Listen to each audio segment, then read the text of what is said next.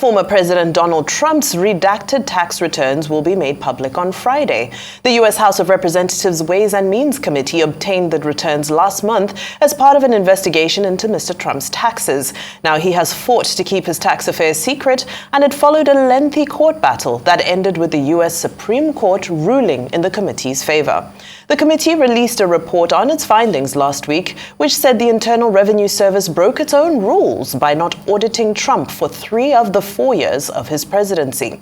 Now, the documents are expected to include Trump's tax returns filed between 2015 and 2021, the years he ran for and served as president.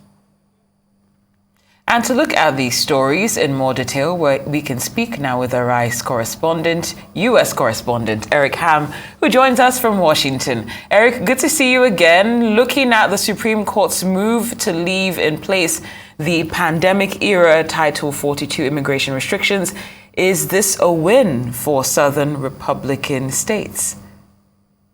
Oh, absolutely. This was a program that was expected to end shortly. In fact, a lower court had already made a ruling that the program was supposed to end. And the Biden administration was actually in the process of ending the program until they got this last minute Hail Mary by the nation's highest court, the Supreme Court, which ruled that this program can stay in place until other states make the case to courts that the program should remain in place.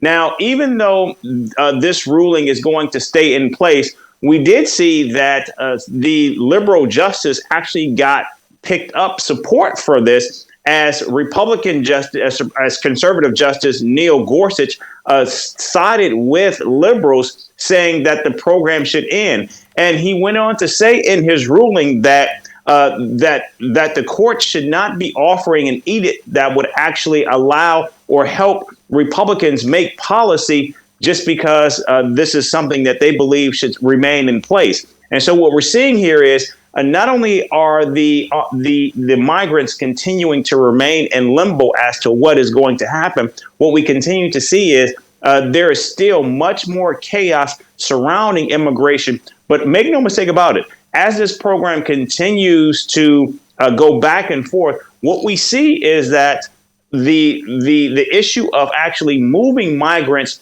from these conservative states to liberal and democratic cities are continuing to pick up across the nation, as we saw on Christmas Eve when the governor of Texas transported migrants from Texas to the doorstep of the Vice President Kamala Harris here in Washington, D.C. And Eric, what does this mean for migrants who've been massing up on the border in the expectation that it would hopefully be easier for them to enter the states? Look, what we have seen is the Biden administration has already expelled more than 2 million migrants who have attempted to try to come into the United States. And the Department of Homeland Security recently received an increase in their budget. And what we also continue to see is that the Homeland Security Department is going to continue to expel many of these migrants based on the Title 42 rule, which was actually put in place to actually stop the flow of migrants into the United States because of the COVID-19 pandemic. Well, now that many believe that this has subsided, it's interesting because Republicans actually in the most recent budget said that the Biden administration did not need additional funding to combat COVID because they said that the COVID pandemic was over. But here we're seeing Republican states calling for Title 42 to remain in place. So it remains to be seen how the courts are going to actually adjudicate this case.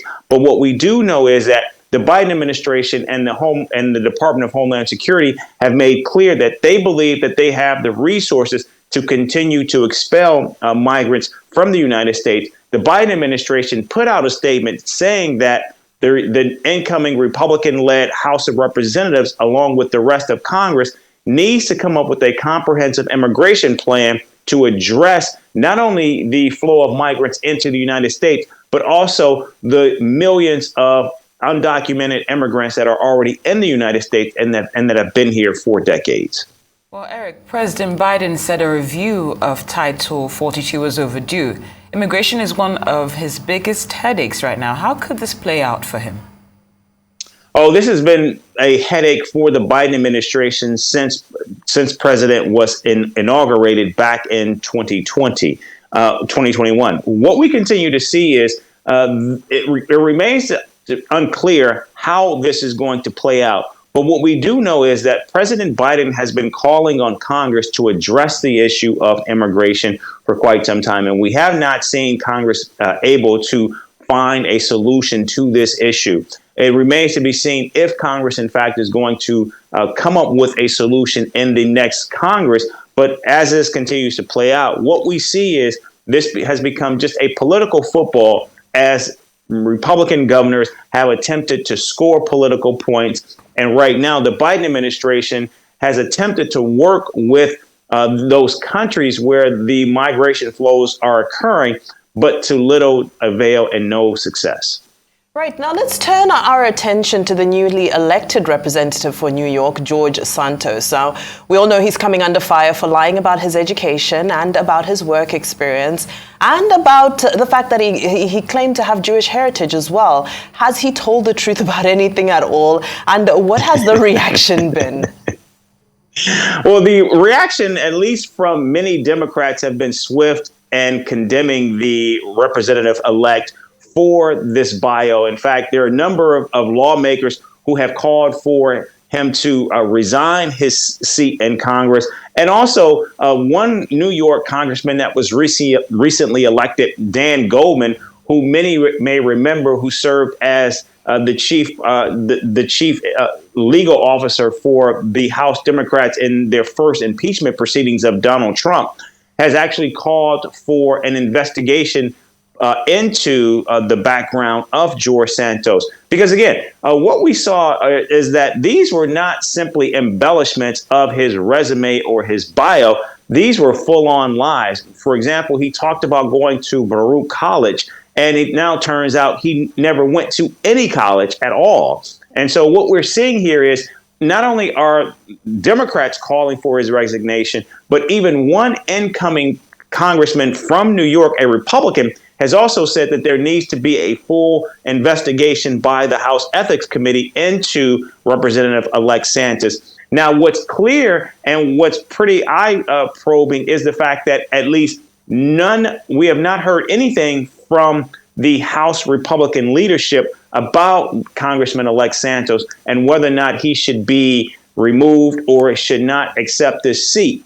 What we do know is that George Santos has already put his support behind Kevin McCarthy to be the next speaker in the House. And what we do know about Kevin McCarthy is he is having a very difficult time getting to that vaunted 218 votes. So it's unclear if Kevin McCarthy is actually going to call for him not to take this seat. But what we do know is that this is going to be an issue that will not only dog Congressman Santos, but also Republicans as they move to try to take control of the House of Representatives in just a week.